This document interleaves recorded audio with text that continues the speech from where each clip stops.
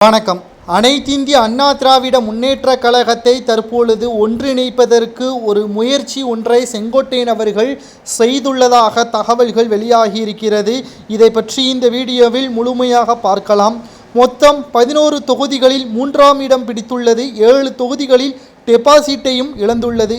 கன்னியாகுமரி தொகுதியில் 4ஆம் இடத்திற்கு தள்ளப்பட்டுள்ளது.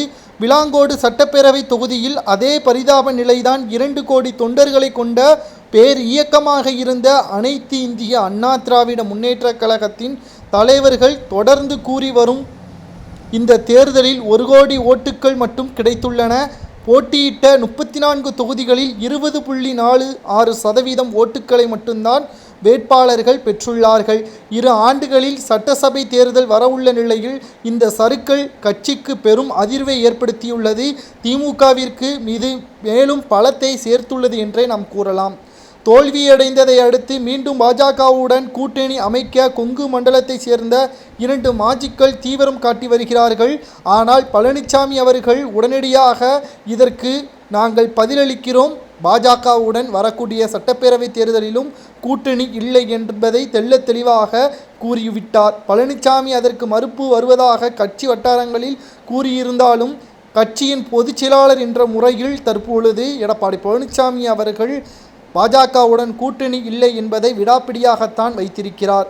செங்கோட்டையனை சந்தித்து பேசிய சீனியர்கள் பலரும் பாஜகவுடன் கூட்டணி வைப்பதா வேண்டாமா என்பதை தேர்தலின் பொழுது பார்த்து கொள்ளலாம், கட்சியை முதலில் ஒருங்கிணைக்க வேண்டும், இல்லை என்றால் கட்சி காணாமல் போய்விடும் என்றும் செங்கோட்டையன் அவர்கள் கூறியுள்ளார். இந்த விவகாரம் தொடர்பாக விரைவில் எடப்பாடி பழனிசாமி அவர்களை செங்கோட்டையன் அவர்கள் சந்தித்து பேச உள்ளதாக உட்கட்சி வட்டாரங்களில் தற்பொழுது செய்திகளும் வெளியாகி கொண்டிருக்கிறது. செங்கோட்டையன் அவர்கள் நினைத்தால் நிச்சயமாக அதிமுக ஒன்றிணையும். அதில் எந்த ஒரு மாற்று கருத்தும் கிடையாது.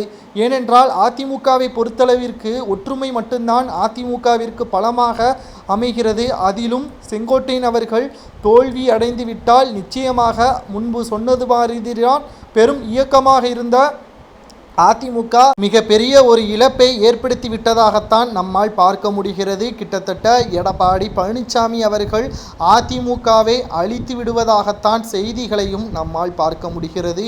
ஒன்றல்ல இரண்டல்ல, ஒட்டுமொத்த அதிமுகவும் தற்பொழுது செங்கோட்டையன் அவர்களை தான் நம்பி இருக்கிறது. அவர் எடுக்கக்கூடிய ஒவ்வொரு முடிவுகளும் அதிமுகவின் வளர்ச்சிக்காகத்தான் இருக்கிறது. எடப்பாடி பழனிசாமி அவர்கள் தேர்தல் முடிந்ததிலிருந்து வீட்டிலே இருப்பதால் அவர் தலைவர் பதவிக்கு சரிபட்டு வரமாட்டார் என்றும் கட்சி நிர்வாகிகள் கூறியிருப்பது சரிதானா என்பதை கமெண்ட் வாயிலாக மறக்காமல் கூறுங்கள்.